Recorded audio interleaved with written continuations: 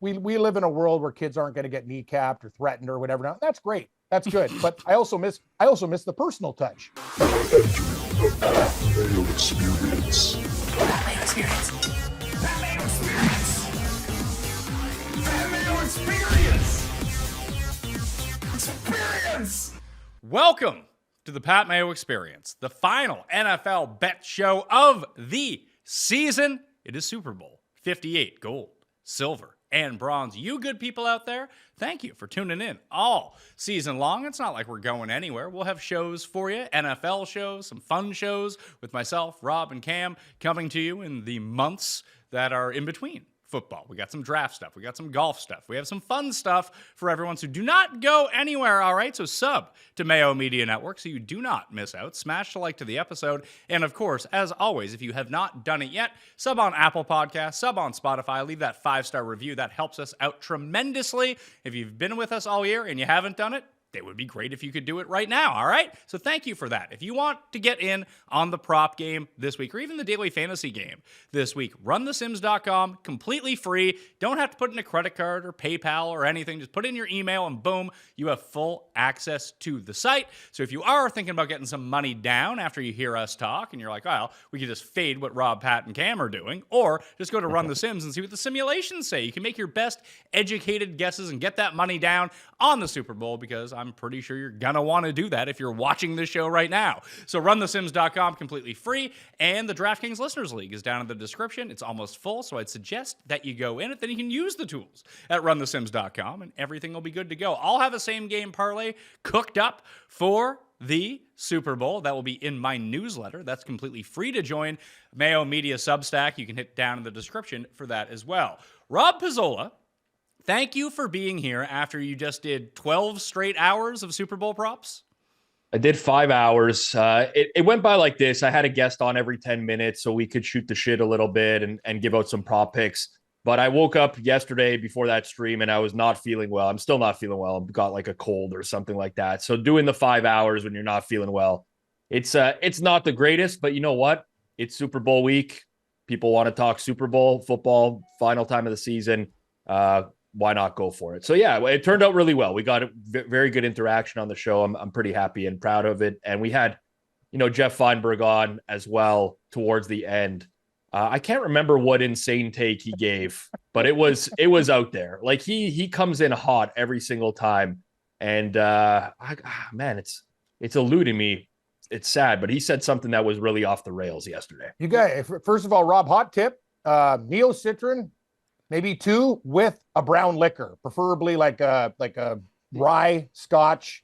Go have a little bit of a nap and sweat it out. That's no, you got to do like, that's why old people, they used to do it. They used to work 24 hours a day because they're half baked and half drunk, and just anything with hot liquor and a Neocitrin or NyQuil, you'll be bouncing right back on your feet, pal. And as for Jeff, you talked about Benjamin Button and that disease where you don't age. Like, that's unreal, Pat. We saw that picture of him in the Stan Humphries jersey. It's true. Like, this guy hasn't looked like, me and Rob look like totally different people. We look like we're aging like at a rapid pace, and Jeff seems to be getting younger. I just don't understand. Weed, I guess. Huh? Weed and happiness. Yeah, it could be. I mean, I was looking young until I had kids, and then I aged dramatically over the course of 5 years. You've actually aged pretty well too. Like I'm okay, I guess, but maybe I'll be Rob like Neil Young. I'll look 80 when I'm 30 and 80 when I'm 80. Type of thing. You know what I mean? You know those people that like look like they're 60 when they're 20 and then they're 60 and then they look 60? That's my goal. Yeah. Like Gene Hackman. Yes. Yeah, there you go. That's a great. That is a great the Gene Hackman disease. That's exactly. Gene Hackman looked like, you're right. He hasn't aged since that point. He got old young and now he's Gene Hackman. He's the same. Now he's just writing nautical novels in Arizona somewhere and not acting. Well, Arizona had a lot of water, but good for Gene. Yeah, it's good for him. I think the sports betting really, like the aging for me, I don't have kids, but like I bet every day and I do it for my livelihood. So once you start to do that, I have a turtle, yes, and I have a dog. Those are not children. It's a very different level of responsibility. Still, you worry about them like children. My mom, as I told you, when I go over to my mom's place, that dog gets treated like I told you, like Balderson cheese, quality cuts. I go, Mom, you got anything for me? Yeah, there might be some loose grapes in the fridge. Or say, I'm okay. Yeah, like I'm like the dog and he's like the human. But Hey, because a dog doesn't lip at you, doesn't tell you to fuck off, just says, I love you, I lick you, walk me. Yep. And clean up my shit. That's basically about it. Kind of like a child. Thanks for inviting Cam and I on this stream, Rob. Well, I did not book the guests for the stream. I did not. That was my director of content. I gave him some names. It's okay, Rob. I was probably too busy anyway. I don't know what I just showed up. I had the guest list. I went through it. Boom. That was it. Oh, Pat, is that the way it's going to be? So we show up hey, Rob's having a keg party tonight. Me and you are just drinking in the parking lot, like school teens. We're on the school roof, and these guys are ripping her. Nah, we love you, Rob. It's okay, pal. And now you know what it's like to work that many hours a night. It's sometimes you prefer a quick show. Yeah. Well, Cam, the last time we talked was 2 weeks. I guess we talked last week on the golf show, but over the weekend you were doing live shows in front of like 1,000 people for NHL All-Star Weekend. Was that fun? Pat, I don't know if fun. I don't know what the hell happened. Like I told you, I walk into the rec room in Toronto. I thought it was me, Cam, or two, Drew, and 4 people. There's ladies. It's kind of like for everybody out there in the States, it's kind of like Canada's Oprah. Like that's a little bit strong, but would that be a fair assessment, Rob? Like, or kind of like no, it's an extreme exaggeration, I would say. Radio legend. Okay, she hosts a daytime show that everyone knows and been on radio for a long time in the country. Okay? Yes. Anyway, I'm talking same game parlays, fucking talking about my old horse, and it was just Pat. It was just a really weird vibe, but I had a great time. Yeah. And the beers and food were free. And you know me, Rob knows I always love a freebie. Mm-hmm. Well, the last time that the three of us spoke, we had a pretty good week for the championship weekend. I was one Marquez Valdez Scantling big catch away from going 3-0, but he hit his over of 1.5 receptions when his first reception ended up coming on like a janky broken play where Mahomes really didn't want to throw it to him in the first place, but he did, and Valdez Scantling ended up catching it. But I went 2-1 with the Montgomery and Brock Purdy rushing overs. Rob, you went what? 1, 2. You went 1-2 because you had the Niners over 29 points. And Cam, you went 1-2 as well. But I used the logic of Rob to hit a nice same game parlay. So thank you, Rob. No problem. Well, what was that again? We just kind of went through like a game script, like what we thought was going to happen in the game, and we just threw a bunch of stuff in there. Yeah, that's typically the way that it works. Is like formulate something in your head, some general idea of how the game will play out. And a lot of times, just throw stuff in. Like people get like all too fascinated with like just random stuff. Oh, I like this pick. But those things are not necessarily going to happen in the same game. So you got to think about it a little bit better than that. But congratulations, Pat, on the same game parlay. Yeah, I like that. And great stuff, Pat. And we played Baltimore too. We didn't know that all these things were going to happen in this game, Pat. Like the whole thing, I got to be honest with you. Harbaugh's done a really bad job at the end of the season, like with his game plan going into games. Like you can run against the Chiefs. They got away from it.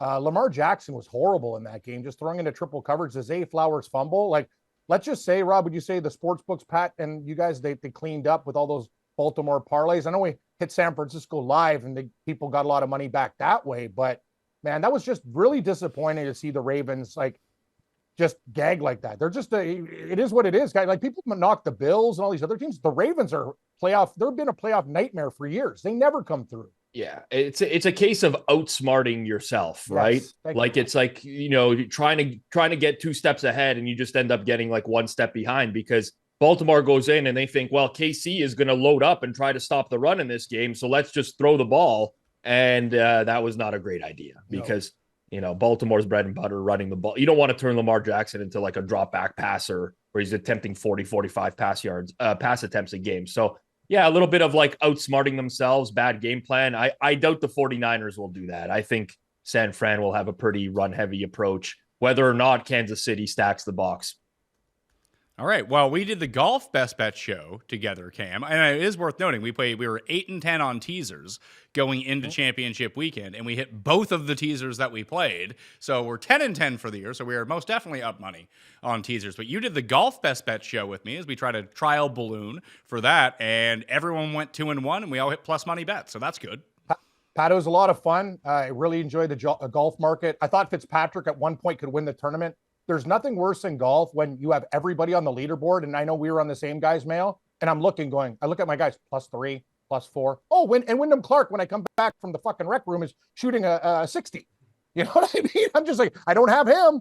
Like, it was just one of those situations, Pat. But great picks. We had Hostler, and yeah, there's always some guy that screws it up, right, Pat? But great. I had a lot of fun on the golf show, and that's good. If we all go 2-1, 6-3 on our first golf show of the year, and the Masters is right around the corner, so we'll have some fun. Yeah, I mean, some of these other ones, James had that great take on with Monterey Peninsula being out of the rotation, no hole in one, and it cashed at like +170 or something. Great bet. Yeah. Great bet. That was great research. Good. Yeah. So we did pretty well last week. So let's get to the gold picks for Super Bowl 58. I'm going to start it off. I've been talking about this one all week. And we'll, maybe make some MVP bets a little bit later. I have this one in at 25-1, but I like Debo over 59.5 receiving yards. I don't think I'm alone on that. After watching how Baltimore attacked Kansas City and was actually able to move the ball with Zay Flowers over the middle and Beckham over the middle, it feels like Snead is going to try to mitigate all the damage that Ayuk can do on the outside, and it's just going to be Debo season over the middle of the field, or Kittle for that matter. It's just Kansas City's not a great tackling team that if they can get the ball to Debo in space, this could be one catch for him to go over. I actually like his alt receiving yards as well, but at DraftKings Sportsbook right now, 59.5 is the number, Rob. I like Debo over. I'm very opposite on this one. I was considering Debo under as one of my plays for the Super Bowl here, for a variety of reasons. But Debo has not generated much against very good pass defenses so far this year. If you look at him this season, 17 games played, he's gone over 63 yards just 5 times. His number 59.5 would be kind of in that range where you'd have to get there. But the biggest games he's had were Detroit in the NFC Championship game, bad pass defense. Seattle twice, one of the worst pass defenses in the league. The Eagles, one of the worst pass defenses in the league. The Giants, one of the worst pass defenses in the league. Every time he's taken a step up in class against a quality pass defense this year, he's really struggled. He's had 5 games against top 10 EPA defenses, and he's had an average of 3.2 catches, 37.4 yards.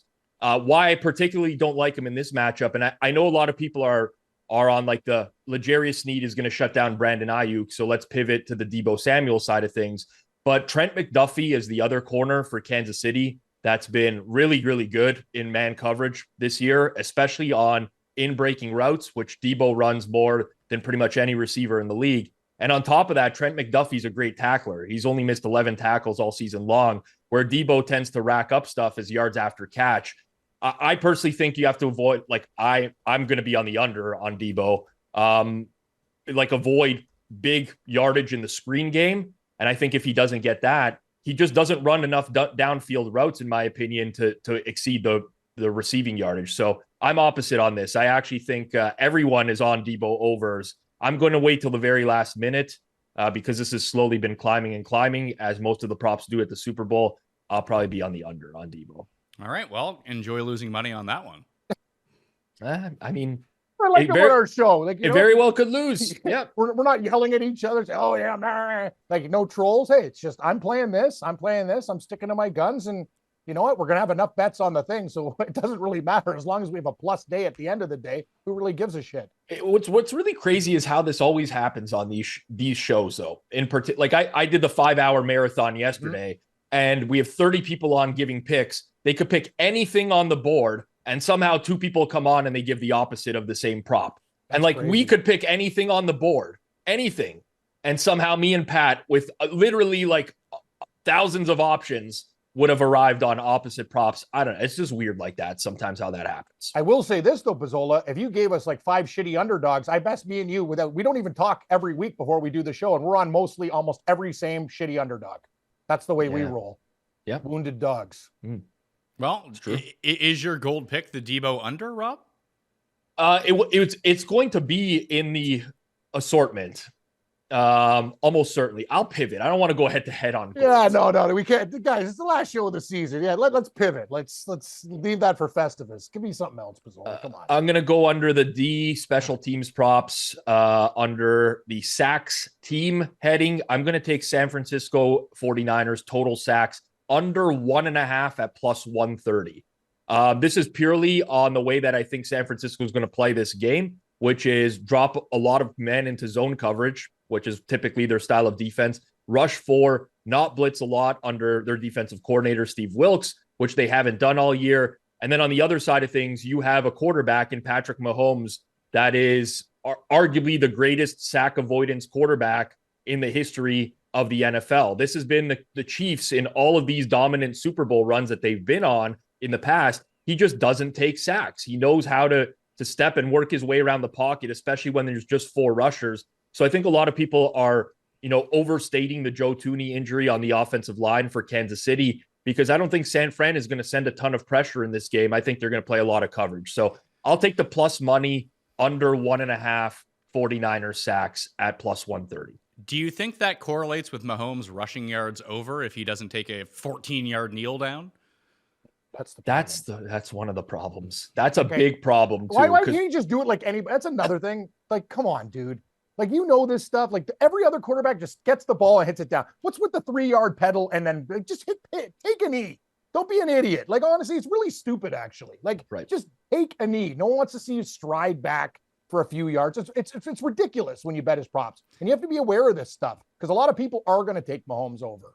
Yeah. Well, I think that what you can do here, I mean, I'm trying to cook up a same game parlay for us, and I'll say what it is at the end. But I guess Deebo Samuel's not going to be in it since we have 2 different sides. Well, it's funny because I through it. Just like all of you can do, I just went on to run the Sims and I ran 10,000 simulations of this game. What do you think that the median projection for Deebo Samuel receiving yards is, Rob? Median. So that's going to be much lower than the actual projection itself. Well, okay, you know what? I'll switch to average projection. Average projection for Deebo. They're actually quite similar. I'll say, I don't know, average of 55 yards, median a little bit lower, like 52. 57.5. The prop is 59.5, and the average is 59.5. Yeah. Wow. So typically the average will be very close to the prop number. So the median's a little bit lower than that, probably, right, Pat? Yes, that is correct. It's around 54. Yes. And they probably have an edge on the under if that's the case, if the median projection is that much. They absolutely do. The Sims do not like Deebo. I mean, they don't hate Deebo, but they don't love Deebo. Like I love Deebo. Is that in general or for this game? For this game. In general, it doesn't love Deebo a lot. Like one of the strongest bets is Deebo under 2.5 rushing attempts.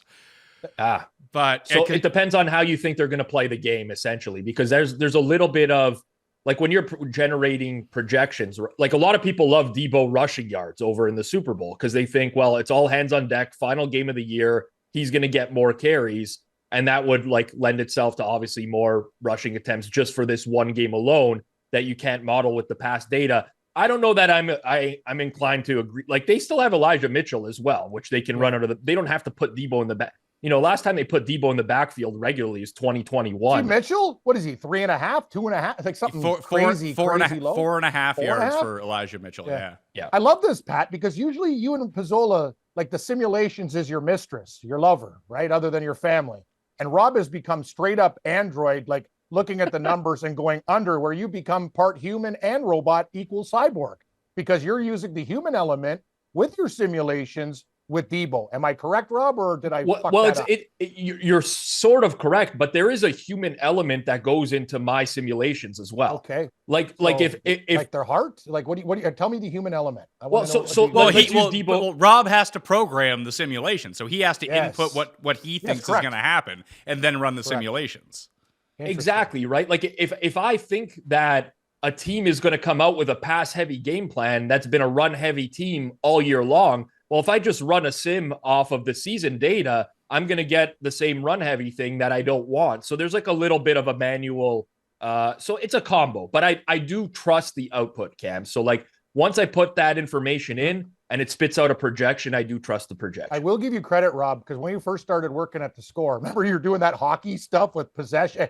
I was just sitting there going, man, I was just thinking about like asking if you had an extra sandwich. I'm looking at your spreadsheets going, what the hell's this guy doing? It was way ahead of your time, Rob. I'll give you that. You were running simulations when people didn't know what sims were. So, well, now those are the metrics everybody uses 10 years later, right? Yeah. I use pen and paper, Rob, but that's who I am. I'm not going to say I don't listen. So here's the thing with the Debo rushing attempts under. The projection is 2.2. So obviously that can't be a real projection. So let's call it 2. But it can very easily be 3. It's one carry along the way. The reason that the Sims like that bet is because it's plus 145 to the under. Right. And there's probably like a median projection of 2 as well. So it's probably like 50-50 to kind of coin toss bet that you're getting plus 145 on. I don't know how they're going to use Debo, honestly, in the backfield or not. But like, he's gotten 5 carries one time this year. Well, but he had 4 in the last game, Rob. And a couple times this year, and I get that. And they probably will use him a little bit more out of the backfield than Tip. It is the Super Bowl. But I don't think it's going to be like 2021, he was getting games 8, 9, 10 carries. I personally don't think it's going to be that. I think you get a lot of Christian McCaffrey. When he comes out, I think you get Elijah Mitchell because he's the more standard running back, and they keep Debo on the outside. You put Debo in the backfield, you're going to be either running 2 tight end sets or you can put Jawan Jennings on the outside. And I don't know, that doesn't service anyone. You might as well just keep your best players on the field in their natural positions. I'm with you. So San Francisco under 1.5 sacks for Rob Pizzola. Cam, your gold pick. You know what, Pat? I really don't care about we always try to get winners and stuff. Let's just try to make some money for the Super Bowl. You know what I mean? I don't care about I'm taking a Rob approach this week. I don't give a fuck if I go 1-3 with the minerals. I'm going to tell you what I like. I like San Francisco winning margin to win between 1 and 6 at plus 320. That's what I like. I like the Niners to win this game. Earlier in the week, I thought over. I'm kind of thinking maybe under now. A lot of conflicting reports on the total of this game, but I like San Francisco. I just think the extra week and using the human element of this, just playing sports, the fact that San Francisco played some of their 2 worst games and still survived to get to this point with an extra week off is very, very important. There's ways to beat Kansas City. And let's remember one thing, everybody. This Kansas City team scored 0 points against Baltimore in the second half. Baltimore killed themselves in that game. San Francisco is a good football team. We saw what they did in the regular season. Yes, their defense has been porous, but I think Shanahan and his coaching brass, these guys aren't stupid. They're going to find ways to attack Kansas City. Rob is right, though. The Kansas City defense, especially their DBs, have really, really improved. They're very solid. But I see a lot of quick hits, McCaffrey. And one thing I can tell you, I don't care if Kittle did nothing against Detroit. He'll have a big game. Give me San Francisco to win this game. Hell, if you like it 7-12, you can do that too. Or if you think it's going to be a close game with KC, they're both over 3-1. So that's the way to attack it. I think a lot of these recent Super Bowls have been close. I bet this. I don't know if it's a gold pick, but I like San Francisco to win this game 24-23, 27-23, something along those lines. So I will take San Francisco winning margin over 3-1, 1-6 to win by 1 to 6 points. I like it. So silver picks. Rob, you can lead us off on the silver. Okay. I'm going under first of the game on DraftKings, and the header is first pass. And I'm going to take both teams to complete their first pass attempt. Yes, plus 100. This is just very related to the Super Bowl in particular relative to other games. But typically speaking, you see teams take very easy shots with their first pass of the game in the Super Bowl to kind of get the quarterback into the flow. So a lot of stuff underneath. Average depth of target is typically way lower on the first passing attempt of the game. You might see something to tight end over the middle of the field, running back in the backfield, maybe even just like a wide receiver screen to get the quarterback into the zone. But I think that you're going to see that with both San Francisco and Kansas City, where they look for some sort of high percentage passing play in the early going rather than just bombing it or airing it out downfield, especially with a young quarterback like Brock Purdy in the Super Bowl. So both teams to complete their first pass attempt. Yes, plus 100. I like that bet. See if you can find that sack bet in the DraftKings same game parlay for me, because I can't find it in there. Man, I'll tell you, these Super Bowl props, you get dizzy. There's so many things now.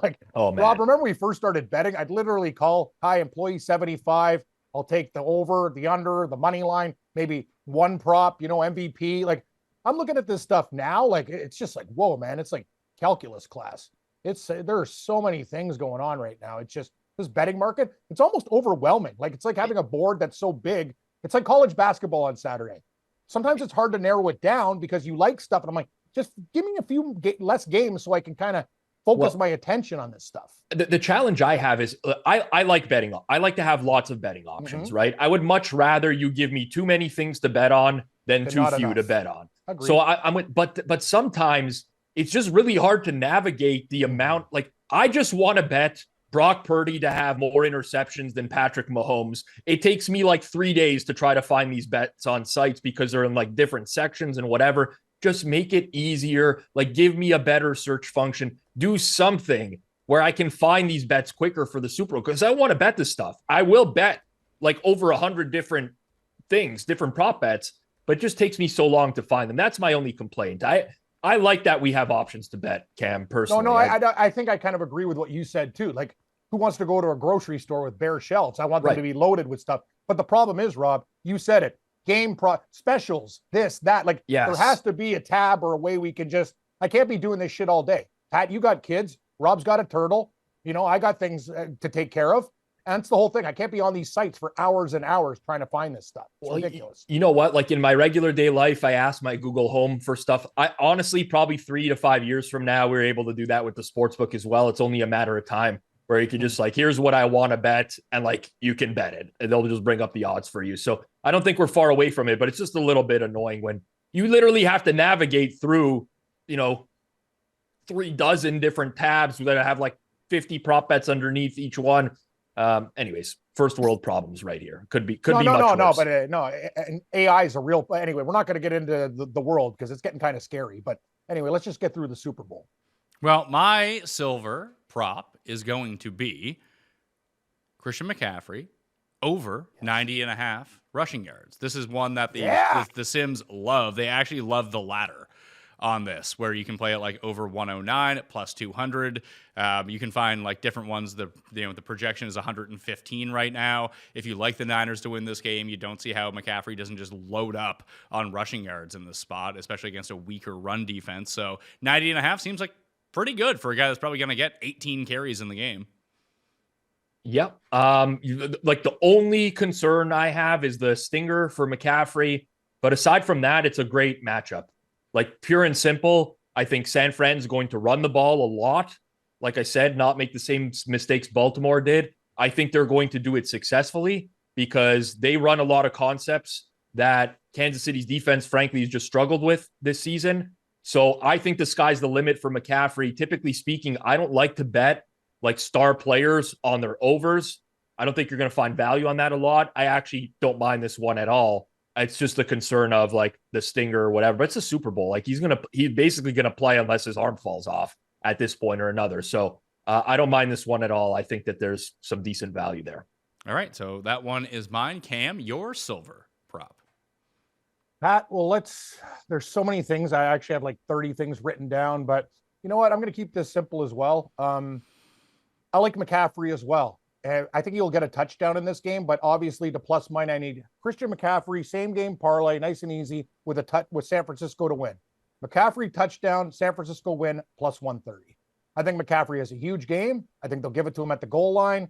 Brock Purdy's not the Tom Brady type to even duck in from one. I think I'm with Pizzola. I actually think McCaffrey's not as banged up as everyone thinks. And the good thing about that type of injury, you can get through it and then worry about it later. So, we've all played sports before. You can get through this stuff unless something really tragic happens. I think McCaffrey is a man possessed. Imagine playing for Carolina for all those years and you get to a Super Bowl. Like, this guy's a special player. I think he's going to have a magical game. Like Marcus Allen's of the past and stuff. I think he's good. Pat, I really like your pick. I like McCaffrey to get a touchdown and the Niners to win plus 130. As you guys can see, I'm in on the Niners. KC wins this game. You can find me in a ditch. Yeah, I'm not going to be completely overexposed to something like that, but I do like the Niners to win this game too. That's my bronze pick, actually. My bronze pick is San Francisco money line minus 120. Me too.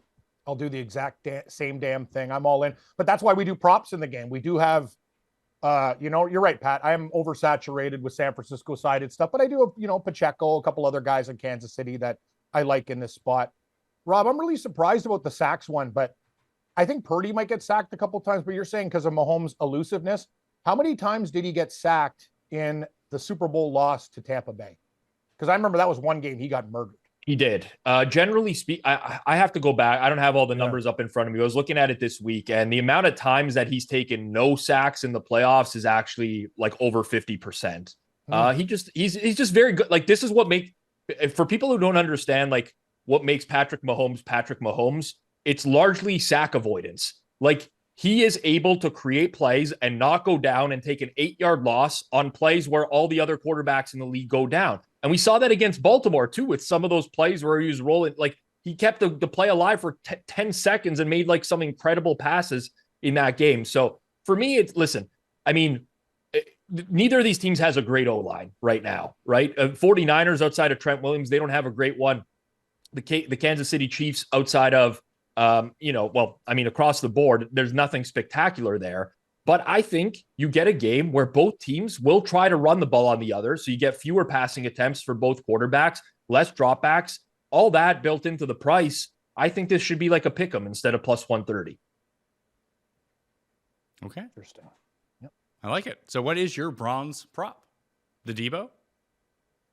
You know what? I'm trying to look at like a creative way to play against Debo.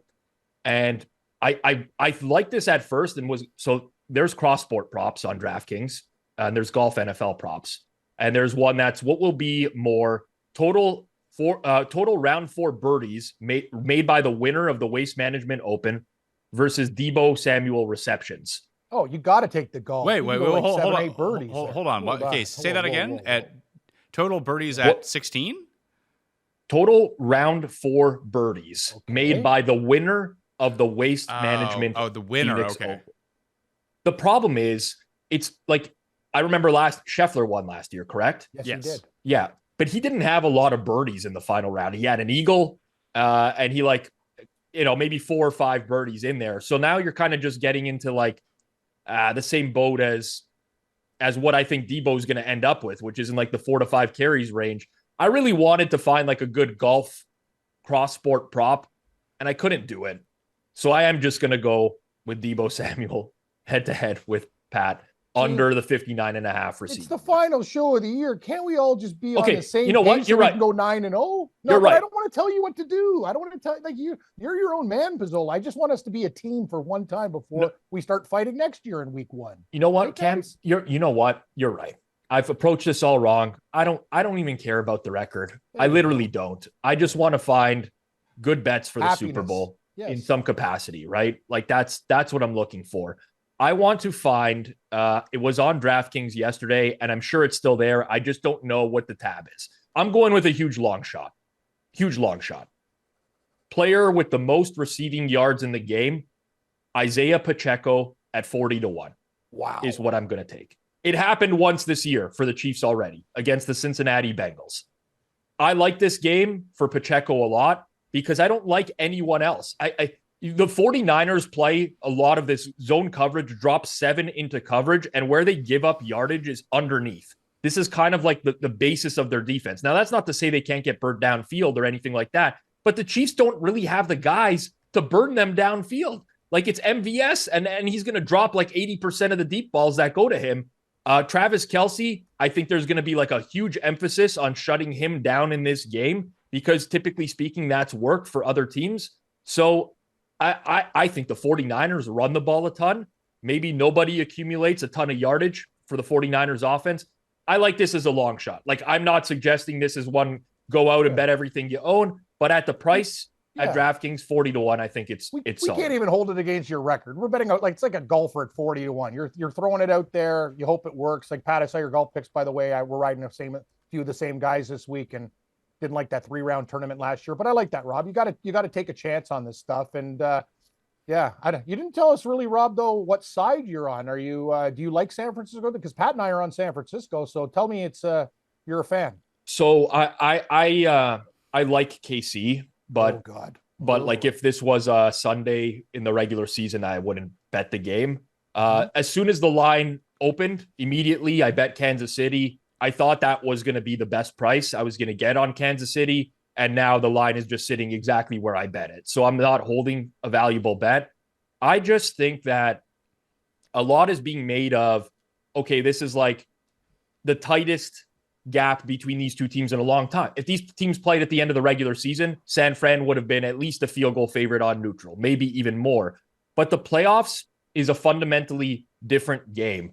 And what I mean by that is the things that really hurt Kansas City in the regular season. The biggest one was penalty yardage. Everyone thinks like, oh, Kansas City never gets calls or like everything. They get all the calls. They actually had the second most penalty yardage in the entire league. A lot of that was offensive holding. And historically speaking, in the playoffs, offensive holding goes way down in terms of what they call. So just the style of play of the playoffs, I think makes Kansas City that much better. Also, they had very bad turnover luck in the regular season, and now they're not turning it over. It's a different beast. So I think the game should be a pick 'em. I think it's a coin flip. I honestly can't pick. I just think that at plus money, I would rather bet Kansas City. All right, so 2-1, San Francisco wins. Cam, we're good. I hope so, Pat. I will. I usually cheer for all of us, but we're all on San Francisco. I found this one, Pat. I think you and Pizzola can sink your teeth in this one. I just wanted to throw this out. This prop has been winning by going yes, but I like no this year. Either team to score 3 consecutive times, no, plus 140. In a tight game, I don't think some team's going to go on a heater. Like usually the Super Bowl team gets on a little bit run, they come back. I don't think that happens. I think plus 140 is a great number for them. Yeah, the tricky people always look at this prop every year. By the way, I have no opinion on this prop. I think it's fine. But people look at this every year and they're like, how is the underdog? And then if you just go through historical results, you would see that like there's a reason for it. What typically kills it is the halftime, right? You got to hope a team doesn't score a couple times going into the half and then get the ball, or blowouts, which this is not likely to be. But you do get blowout situations where either a team just gets really hot early or they build up such a lead that the other team just scores a bunch at the end of the game. So I have no opinion, but I think this is going to be a close game. I think it's going to be a very hotly contested close game. And if I was going to pick a Super Bowl where I'd want to make that bet, this would be the one. I do, as almost everyone does, and the spread in total would probably indicate that this is going to be a close game. However, I would say that if there is a blowout in this game, I think it's San Francisco blows out Kansas City. I don't see it the other way around. I agree with you, Pat. A lot of people think it's the other way. I've talked to people say if it's a blowout, Kansas City is going to blow at them, and I strongly disagree. I just don't think Kansas City can score that much, unless they score defensive touchdowns or special teams touchdowns. I just don't think their offense is good enough to score that many points. The way I look at this game, Pizzola, it's kind of like, you know what I mean? Like we got a young kid in there, and obviously Purdy is going to have nerves. San Francisco have been really lucky. They come out of the gate really bad, like our horse, tripping, falling, but they found ways to win the game. They have to get this guy comfortable early. Like they have to make him comfortable. And just think about this, dude. It's Iowa State versus Oklahoma State. It's not Super Bowl versus Patrick Mahomes, the Chiefs, for everything. That's the whole thing. And I guess quick little hitches and just getting this kid comfortable, maybe even taking a little bit of a hit, not getting smoked. But he's just got to find a way not to do really dumb things like the way Lamar Jackson did dumb things with Baltimore in that game. If Purdy gets comfortable, I'm very, very comfortable with my San Francisco bet. That's the only thing, Pat. Like if it wasn't for a young quarterback, would you not agree, Rob? Like I think San Francisco, if you really look at it, they're deeper. They're better. I worry Moody's a good kicker. That's why they drafted him so early, but he's been a little bit bad recently where Butker can hit a 60-yarder in snow. There's not going to be any elements in Vegas for this game here. Right. But I think it's essential that Brock Purdy gets off to a good start, and I'll feel very good about that. I agree with you. And that's why I think the 49ers will be a little bit conservative out of the get-go. Run the ball a lot, play action, screen game, give them some high percentage passes. This is why I took the first prop both teams' first pass attempt to be a completion. Yes, because I do think that that's going to especially be the case for San Fran, especially considering the history. It's not just like it's Purdy being young, but like Kyle Shanahan is like historically gagged all the time in the playoffs. Obviously, the memorable 28-3 blown lead for Atlanta against New England. It's just a lot of things where San Fran kind of needs to get the ball rolling and things to go right for them in the early going. Like if it doesn't work out for Kansas City in the early going, I'd feel much more confident in their ability to get back into the game than I would San Fran's ability, because I think things could spiral for them. So I guess it's just a matter of perspective in terms of like the blowout side of things. But I would personally rather bet Kansas City alts than San Fran alts, because I could see scenario where the 49ers just crumble as a team and just like they play like they did against Green Bay and they play like they did against Detroit. and a team just finally builds up margin. And the thing with Kansas City is, I know they didn't score in the second half against Baltimore, but they are like the Titans maybe from 2020, 2019, where they're just very good at milking away the game. They generate these long drives, 7-8 minutes. Like Kansas City leading at the half, I'm probably looking at second half under in this game as well, because they just like to sit on that lead and get to the finish line and rely on their defense. And that's worked this year because their defense is actually good for a change. Most people like the scoring more points in second half in comparison to first. I'm not sure if I like it this year. See, I agree. I don't know what's going to happen in the second half, but if I actually played a same game parlay that was, actually I'll save it, but I had over 19.5. Like I adjusted the alts a little bit in terms of the total. I think that like most people, I think that nerves on San Francisco, conservative game plan. We go under in the first half. We go over in the second half. Yeah. And like, if you're going to use historicals too, right? Everybody knows about the first quarters of the Super Bowls for going on like decades and decades. They're just like, teams don't score for some reason. And if you're going to think of like some sort of logical reason, it's just nerves. Like it's the biggest, for a lot of these guys, the biggest game of their life. Even guys who've won the Super Bowl before, like Travis Kelce has won a couple of Super Bowls. This is still probably the biggest game of his life because of who's going to be in attendance there. And like, it could be the swan song for him as well. So there's like just all the nerves that go into the first half. I think that teams need to loosen up. And you also have the 1 hour, pretty much not a full hour, but you have the halftime show where teams can make bigger offensive adjustments for the second half relative to how they can in the regular season. Like regular season, it's boom, they're off the field, you go in the locker room, coach says a few things, you're coming back out on the field. Here you can script like a whole new game at the half. You script your second half offensive plays. So there's a little bit of that as well. What about defense with a long halftime? Wouldn't you think that would the more attention to detail there? Just basically both sides of the ball. It's a long halftime show. You could totally, if you're getting pummeled or something bad happens, you got more time to flip the script, which San Francisco has done in the second half of these playoff games. Well, also like the defense having 2 weeks to prepare for the offense, and like that Pro Bowl week has generally favored the defense as well. So there's like that there's so many things to take into account for like a standalone Super Bowl game. But yeah, it's I mean, nerves do play a factor. That's why I don't like the first half. I wouldn't bet first half. I'm also not betting second half, but I do think that there is a game script here, not the ones that they write in Vegas, right? Not that kind of script that the people think that they write down. It's one where Kansas City has a lead by half and they really try to salt the second half away, which to me is a second half underplay. Did you get any tips on the anthem yet? Because that was the money Actually, making. I did. That was the money making bet for a decade straight, and then it got ruined.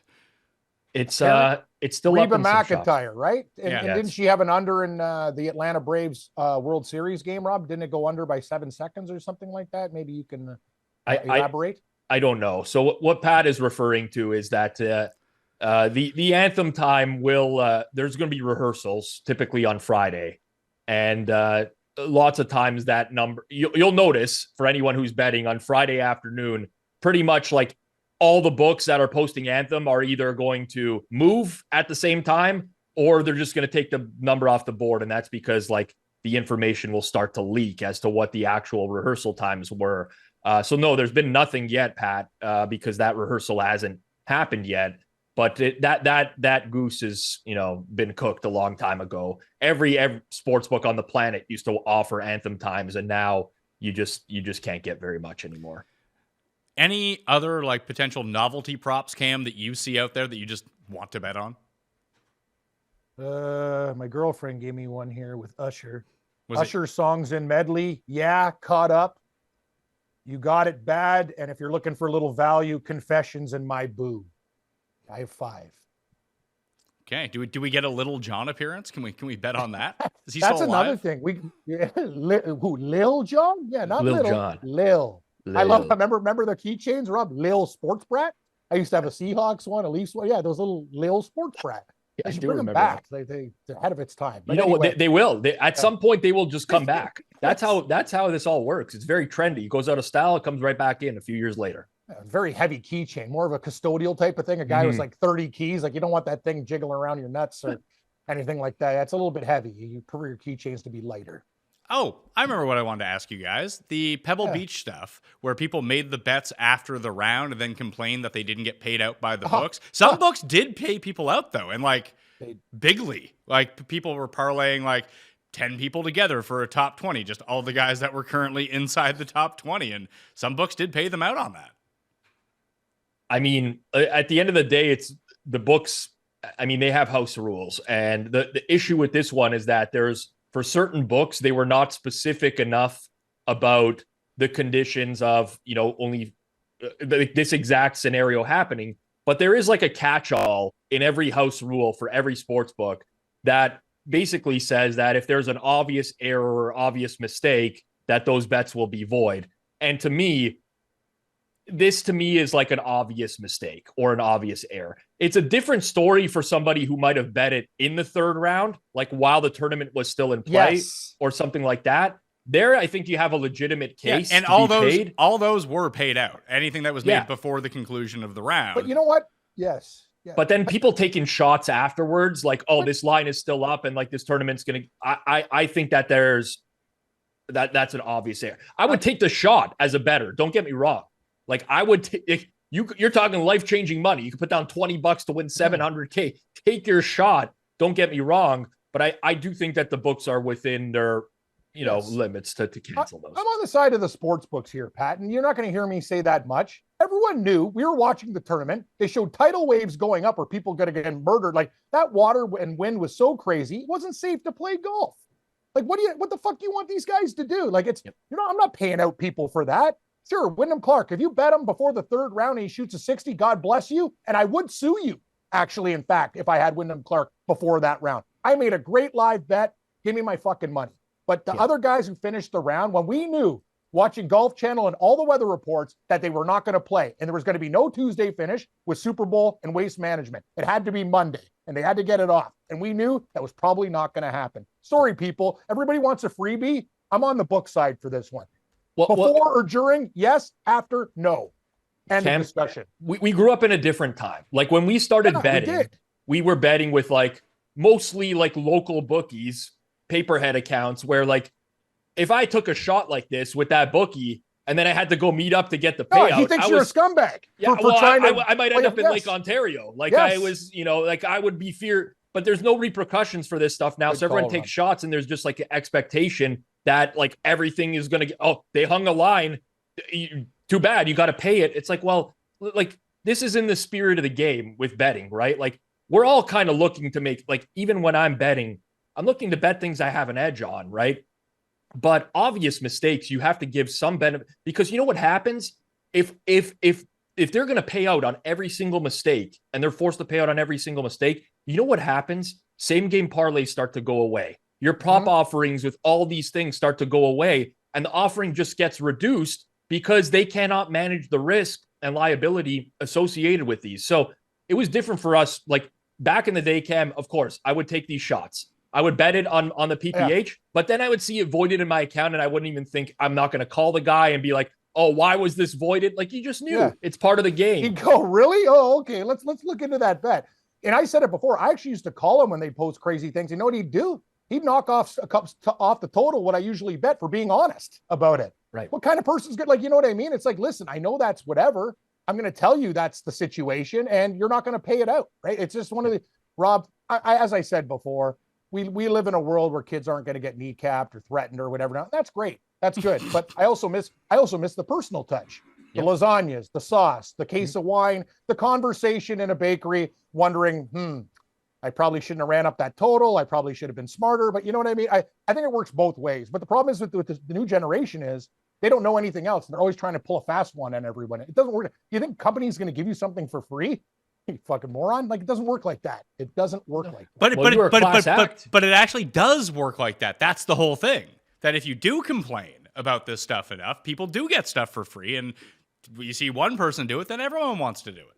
I guess so, Pat. I'm from a different generation. Exactly. I don't blame the people for it, because listen, if you do complain and you get a bet voided or you get your bet paid out and it works, like what's going to stop that person from? So it's not like, personally, I wouldn't do that unless I feel I was wrong. But some people really feel like they were wrong because they're new to betting, right? Like, this is different. You have so many people since 2019, 2020 that are now involved in the betting space and never bet before in their life. They just don't know, what's common practice and what's not. So I don't blame them. It's just this culture that's been created by books and whatever. But I was very interested to hear, Cam, that you would actually call the sports book to alert them of their bad lines. Yeah. That's like the guys who call the PGA Tour whenever like a player fluffs a lie or something. Like, don't call me a snitch or a rat. It sounds exactly like no, Rob, you're wrong. Because you know what it is? I know if I try to make a bet in bad faith, I will be in the bottom of Lake Ontario. So it's actually a smart thing to do where they know you're not some kind of crook. Rather than betting it, they void it, find out that, whoa, obviously that was an incorrect line because we've been betting for a long time, like a stupid incorrect line. And then your relationship is tarnished for life with a person that used to trust you. Yeah. What you're saying is that you're not calling DraftKings Sportsbook to tell them. You're calling Johnny Knuckles. Yeah. You think guy in Gibraltar, come fly here and meet me on Lakeshore, you prick. Oh, that's not happening. But when I call the guy that actually is working on things, he's a human with a face, and we do business. Just remember, Cam, snitches get stitches. Yeah, they do, Rob. I would never snitch on another player, but I'm telling you though, they don't pay that stuff out anyway. They don't. Why would you like? They honestly free roll it a lot of times, where they actually just leave it in your account, and when it loses, they credit it the loss, and when it wins, they void it. Yep. That's the ultimate. So you got to be very careful where you take your shots. You probably don't want to do it with Johnny Knuckles and your local book because there's Thank you, Rob. I rest my case. Well, there was one really bad one that I saw, and it sucks for the guy. He bet I think it was someone inside the top 5, like for a top 5 finish, a pretty good odds, and it was like a sizable wager. And it was at a book that actually did pay out everyone from after the round. And I think it was Scotty Scheffler, and he was T6, and he bet him T5 for the rest of the tournament. He's like, Scotty's going to get it done in the final round with this huge wager. It's just a loss because they paid out the other bets. He didn't finish in the top 5, and he got fucked. Well, Pat, it happened to me. Our matchup bets got graded after 3 rounds. You don't think that Wyndham Clark would have been a little bit nervous in the 4th round playing in weather? Remember when Brent Snedeker won like a tournament before? Like he went low and everybody else shot like 8 over. That was a lot different though. That was at Torrey Pines, and Snedeker played on. He was like one of the first guys out on Sunday. He finished his round. He was like one of 4 guys to finish the round. He shot like a 67 or 70 or something like that, and then the rest of the field had to go play the next day in hurricane conditions. So he didn't even. He won without playing on the final day. But say you're losing a matchup bet by a stroke. I feel pretty confident if I have a better player in the 4th round of a golf tournament, that my guy can make up a stroke. Hell, I've had 7-shot leads in matchup bets and I lose because my guy shoots a 76 and he shoots a 68. Sure. Like, you know what I mean? But it happens all the time. But just because you had the better player in a 1-round sample doesn't mean he was gonna win. No, you're absolutely correct. I'm just saying I would have liked to have that 4th round because me and you had Thomas. He was lingering. Yeah. You know what? I'll take a surging Justin Thomas who couldn't hit a 6-foot putt against Wyndham Clark backing up a 60. Listen, I had Thomas to win the tournament. He was the only guy inside the top 20 who lost strokes putting. So if he just made a few putts, he would have won after 3 rounds anyway. You're absolutely correct, and I feel your pain. I was on him as well. So I got some same game parlays here based on what we said. So are you ready to hear some of these ones? Yep. Go for it. So this one is 21-1, a 2-banger same game parlay. San Francisco 49ers money line, Rob, with the San Francisco 49ers to record no sacks in the game. That pays 21-1. Yeah, that's a really good number, but I think they can get them homes once or twice. Well, the thing is, how many scenarios can they win the game without generating so like, in my opinion, if that's going to happen, you might as well throw the over in there as well. Because it kind of has to be a high-scoring game for that to happen. Like San Fran's not going to win a game 20-17 where they generate no sacks. It could happen. It could happen, but the probability is very low. If we throw in the over of 47.5, it's 36-1. Or maybe play like a half unit on each or something like that. Just so, but that's kind of like, so for me, and just like, Cats, most people think about this when they're betting same game parlays as well, but I'm looking for like a big payout, right? Trying to find that kind of script, that game I see playing out in my head that could pay out big. Now, if you think that those are going to be your starting 2 options, San Fran wins, but they do it by not generating a sack, they probably are going to win a higher scoring game. we can all agree on that, right? So That's what I'm just getting at in terms of the over, or maybe a specific player over. Brock Purdy, a couple 2+ touchdown passes. Patrick Mahomes 2+ touchdown passes, something like that. So the other one that I had, a same game parlay here, it was San Francisco wins. Yep. With Patrick Mahomes over 25 rushing yards. And in the San Francisco win, Mahomes isn't taking the knee. So I thought that those two would go together pretty well. Along with, what the hell is this? I wrote down the same thing again. It was McCaffrey over 90.5 rushing yards plus 425. Love it. That's good. That's actually That's that one solid. I would play. Yep. How do you guys feel about Brock Purdy's rushing yards? I mean, that was one of my best bets last week, and I think the number has jumped up a little bit too high for me right now because I got a 10.5 when it opened. Here's the thing: like you have to think about how the Lions and the Packers both attacked, and they were forced into these passing situations, which was great for the Brock. Brock Purdy didn't have a rushing attempt until the second half. So if you think that Kansas City is like, I think I would try to correlate, some sort of Kansas City team total over with the Brock Purdy rushing yards, because I think all things being equal, if this is a close game, he's not going to run. And if Spagnuolo just kind of dials up the blitzes from different spots, it's not going to be quite the same for Brock Purdy trying to elude someone. He probably just gets hit in that situation. And if they're winning, he's not going to run anyway. So I think there's certain scenarios where Brock Purdy will run, but if you think San Francisco is going to win, especially if they're not way behind and have to stage a massive comeback, it's probably not going to happen. Yeah, that makes a lot of sense to me as well. The only issue I have with the Purdy, the prop, I can't say this as a fact, but based off of what I've seen so far this week, the prop that's taken the most action to the under, which rarely happens at this point in the week. This is Thursday. Almost all the money is overs, and then like a lot of the pros bet unders late in the week. But the one prop that's got slammed to the under, he's Brock Purdy passing attempts. I have that on here right now. It's the single biggest discrepancy at Run the Sims between what the number still is and the under. So here's the same game parlay. Patrick Mahomes, 25+ rushing yards. San Francisco 49ers under 2.5 sacks. Moneyline 49ers with the early payout option too. That's always nice. Brock Purdy under 30.5 passing attempts, and Christian McCaffrey over 90.5 rushing yards. That pays 14 to 1. Yes. Send me that one. That's the one. That's the one. Yes. If the 49ers are going to win, they probably are going to do it. They're going to have to establish a running game. So I think you got to take something related to McCaffrey over.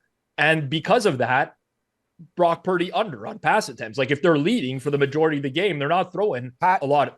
So I think those make sense. We have to bet McCaffrey MVP too, because all of our correlations, it's like, okay, it could be maybe Kittle goes off, but if we think he's going to have this monster day, he's the MVP.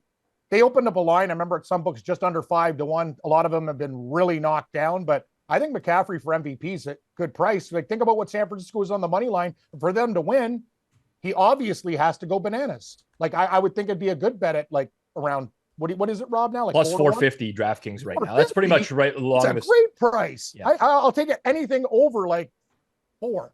I think 450 is good. Yeah.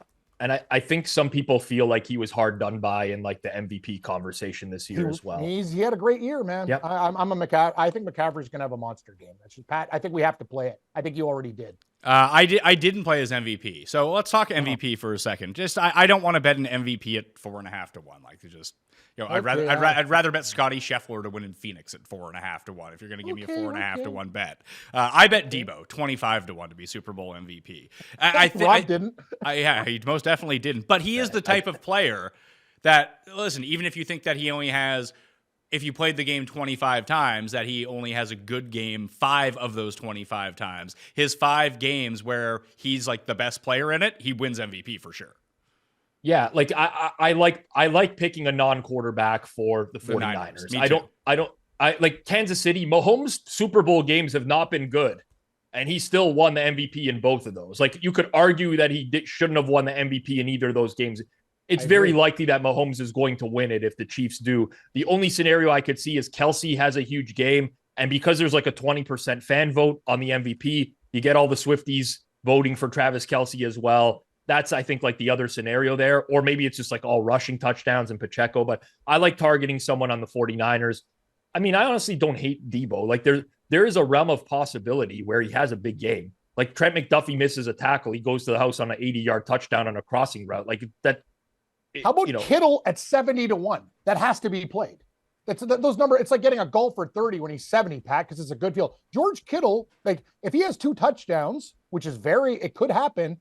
They might not give it to Purdy. They could give it to Kittle. Could they not? Yeah, at that price. I would think that if like that's what you have to hope for on the San Francisco side, because Rob's right. All things being equal, Mahomes is just going to win even with a mediocre game, unless one player on the Chiefs goes absolutely off, and that's probably not going to happen because that's not how they have typically been winning games. It's been a lot of defense. It's been a lot of, hey, Pacheco's going to rush one in, and then Rashee Rice is going to catch a slant over the middle, and then we're going to look up, and it's going to be, oh, Mahomes was 21 for 34 for 224 yards and 2 touchdowns and 31 rushing yards. Good enough. Mahomes is the MVP because no one else did anything. On San Francisco, they have so many explosive playmakers, and we've seen the concentration within game. So I'm betting that it's Deebo Samuel, but you're right. It could be George Kittle. It could be Ayuk. It could be McCaffrey. Like what typically in these games, like 2 of those 4 guys go off, or 1 of the 4 guys go off. Like we've seen the Kittle 3 touchdown game, the Ayuk 3 touchdown game, the Deebo 3 touchdown game. That if that happens,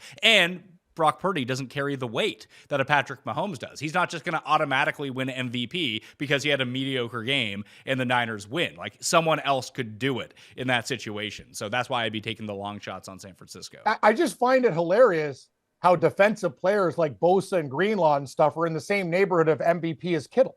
That's insane. Rob, I agree. I don't need to run any computer program to tell me that.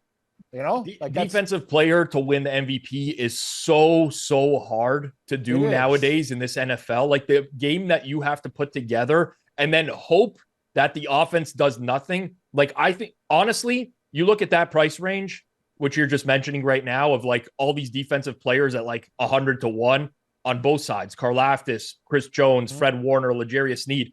I would rather play Sam Darnold at 200-1 to win the MVP than I would rather than a defensive starter, because there's a scenario that's going to happen maybe 1 out of every 100 games where Brock Purdy's going to get hurt and Darnold will come into the game. And guess what? If the 49ers win the Super Bowl when that happens, there's a pretty damn good chance Darnold's going to win the MVP. I'd rather bet the backup quarterback than bet a defensive starter. When are they releasing the NFL awards? Because someone just tweeted something on my timeline. Your 2023 Comeback Player of the Year is Buccaneers quarterback Baker Mayfield. No, that's Fox. Yeah, as voted on by NFL on Fox fans. Like that's not the real award, right? It's not. No, it's Fox trying to cause a stir. Oh, okay, I see. No, because people are like, "See, Jeff was right. He won his bet." It's like I don't think he wins his bet on that. No, that's not the official AP awards. What Super Bowl number are we on? Again? 58. So the last time a defensive player won a Super Bowl was Super Bowl 50, Von Miller. Remember Malcolm Smith won with the Seahawks. Yep. So you want to take a shot with one every 8 years, once a decade? But it's not going to repeat at the same. I know. But you also have to get the player right too. I know you do. Like who was the Seattle random guy? Kareem Jackson, was that it? It was Malcolm Smith. Malcolm Smith. Yeah. Like, did anyone bet on him? No. Yeah. They did not. Yeah, because you would have taken anyone else on the Seahawks defense. Basically, the Seahawks defense should have won the MVP. They put Peyton Manning in a pretzel and murdered him. So here was the other one that I played from earlier in the week because I was trying to work off of this. It's under 26.5 points in the first half, over 19.5 points in the second half. Deebo, 100+ yards receiving, 14-1. I kind of like that, Pat. I like your same game parlays, but then again, I'm just looking at the numbers and going, ooh, all these can hit. Me and you were on the Niners, buddy. Everything smells and tastes good to me right now. Yeah, it would be nice to get a Super Bowl. Like I haven't got a Super Bowl super correct since Rams and Patriots when I just had unders everywhere in that game and Patriots to win. So that was nice. But the past few have been really bad for me. I've done really well in the Super Bowls for the most part. I've had I remember Rob when the Patriots lost to the Giants. I was on the Giants. Like everyone was crying. I was like partying at Wayne Gretzky's, like sprinkle on the money line. The New Orleans Super Bowl where the Saints beat the Colts. Yep. Seattle over Denver, obviously. But I've had a couple of bad ones, like when I considered like robbing a gas station when Pittsburgh beat Seattle. But those are dark days. The Seattle losing to New England was the worst one for me. Actually, that one, I was doing a bar gig and I just go, Tony wins the trip to Hawaii. I'm out of here.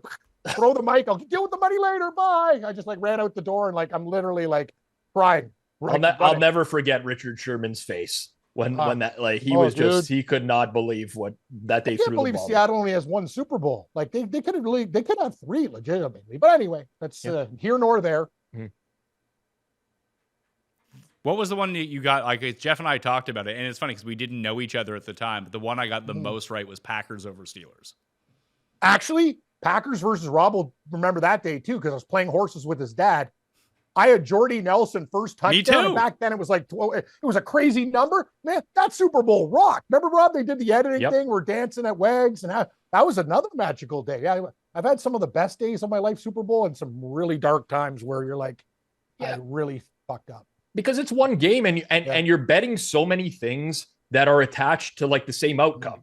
You know what I'm getting? Like if you like San Fran to win the game and you bet them on the money line or the spread or whatever, chances are you're going to bet a lot of props that also are tied to that opinion. Mm-hmm. So when it goes right, it's going to be really good. When it goes poorly, it ain't going to be so good. That's the danger with the Super Bowl. Actually, it's probably a good reminder to tell people to play responsibly around the Super Bowl time. Yes. Because like you might have like what you think are 20 different bets, but they're all tied to the same outcome in the game. It's basically like one bet or, a few bets. So just be careful with that.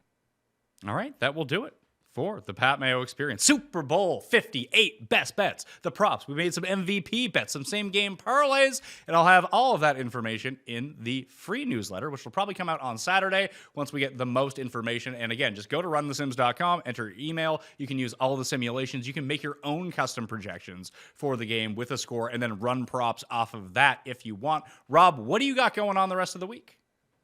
Sunday morning, I'll be doing a live show 11 a.m. Eastern time over on the Forward Progress YouTube channel. It's the show I do every week called the Pizza Buffet. I basically look at all the bets possible in a game and I break down my opinion on them. So you could join me Super Bowl Sunday, 11 a.m. Eastern time on Forward Progress. Post Super Bowl, it's going to be a lot of draft stuff. So sub to Forward Progress if you want to, but we'll be breaking down draft props and all sorts of stuff like that leading up to the NFL draft. All right, Cam, are you taking the rest of the week off just to enjoy the Super Bowl, or do you got work to do? I'm working the Super Bowl, but I can't lie. It's been all the guys are down in Vegas and I take care of business here. So it's been really refreshing tonight I'm taking my girlfriend to the Keg for dinner. And, it's long overdue. Things that I'm getting done this week that I haven't done in the past. And I'm being a good man, Pat. I'm in the good books right now. So let's keep it that way. But we'll see what happens after Super Bowl if the 49ers lose. That could change very quickly. All right. I will be back Friday on the Pat Mayo Experience with a very good friend of mine who has not been on the show in 8 years, but we can do shows together again. So we're going to do one talking about the Super Bowl, a guest that many of you like very, very much. So tune into that. And then I'll be back with golf and football next week. Cust, Jeff, and I will have a Super Bowl recap. We'll also get together for some Riviera picks. And we have Jeff's weird power rankings of how he thinks that seasons went for teams, Rob. This is something that he is undertaking.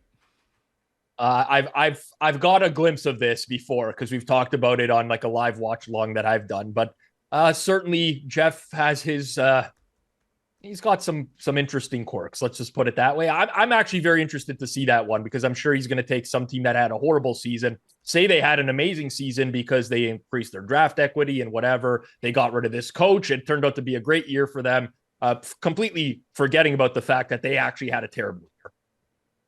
Yes, like the Patriots How's might the be election going, Pat? Is it going well? The Custy Awards are, I don't know what the results are. I assume that Cuss jumped out to a big lead, and then in the intervening month since the polls have been open, that it's kind of evened itself out because Tim said some pretty crazy things. He was anti-McRib Cam. Can you believe it? I do have an issue with one thing, we have to end the show. Like Tim Hortons is like, oh, we're bringing back vintage donuts. Why did you get rid of the Dutchie anyway? It's one more fucking donut in your arsenal. We're bringing back vintage donuts, the Walnut Crunch and McRib. Why even take it off the fucking menu? I get it. It's like what teams do when you need a third, fourth jersey. It's just a revenue generator. Yeah, exactly. But Rob, it's very annoying because, like you got 70 donuts anyway. What's the difference if you have a Dutchie or donut? You know what I mean? Like just keep the donuts there. It's already it's part of your team. You're getting rid of some guy that you don't need to get rid of. The problem is when they keep it there, no one buys it. So they get rid of it. I think it's a good donut. I'm when I say no one, I'm not meaning it like literally. I'm a very small. It's like I told Pat this previously, but like the last time I ate a McRib, it was terrible. Horrible sandwich. But they're bringing it back, and you know what I'm going to do? I'm going to go eat Try a fucking McRib and give it another chance. And I would have never ate it again in my life if they just kept it on the menu. I would have just basically McRib stole M&M Meat Shots Ribble Pork. It's the exact same sandwich. Yeah, just doctored differently. Like I would actually say M&M's version, which by the way, people in America, it's kind of like how do you describe, like a meat shop type of thing where you just buy all sorts of people for if you don't want to cook too much, or like the Oprah Winfrey of sandwiches. Yes, yeah. Rob, that was the example I could give. Like Oprah light, and more light. Yeah, like non-alcoholic section. But anyway, yeah, McRib. Yeah, it's gross. And I tried to remember. I tried to remind. Okay. No, it's fucking disgusting. And I tried to remind Tim that was his opinion the last time that we had it, and he's like, "No, I wouldn't have said that." And then he had it. He's like, "Oh yeah, it's really gross." Yeah. I listen. I don't want to influence the voters, but like in the term, like Jeff is more insane than Cust. I know. Oh, okay. Cust has more controversial takes, right? But Jeff is like a mad scientist. Like whatever's going on in Jeff's head, he's always like flustered about something. Jeff is more like he fits the definition of an insane person more than Cust does. No, you see, I completely disagree, because I feel like Jeff's decision making is very emotional based on his emotional state at the time, and he can fly off the handle due to anger. Tim is very calculated in these things. That he just thinks that they're Good true. Call. Like that's crazy. Good call, Pat. Insane. But Jeff, you never know though, because me and Rob have worked with him. Like he could be calm for a minute, and then you'll start thinking about something that's not even like in the hemisphere, and then you'll start like. I don't know how to describe this. Like you're right. It depends how, like what kind of scientist dissects the brain. It's different, man. It's a very tough decision, actually. The Oxford Dictionary definition of insane is in a state of mind which prevents normal perception, behavior, or social interaction. That's pretty much Tim. 75% of Jeff's life. But that is Tim, though. It could be us. That's me. I hit a lot of those markers. I hate to say it. It's a lot of insane people on this network when you think about it. That's the whole key to the Mayo Media Network. You have the one sane person, and everyone else is crazy. Yep. And hey, what's working for you, Pat? There we go. Man. At Cam Stewart Live on Twitter, if you want to follow what Cam is up to. At Rob Pizzola and the Forward Progress YouTube channel for football stuff. The Hammer.bet for all bets. I recommend that you go check that out right now. The Listeners League is almost full. Go play in that. That's down in the description, along with the free newsletter with a recap of everything and all of the hot links for shows that you may have missed that have come out this week. And that'll do it for us. Thank you for tuning in this year. We'll be back very soon, so don't go anywhere. But we'll see you next time. Mayo experience. Experience.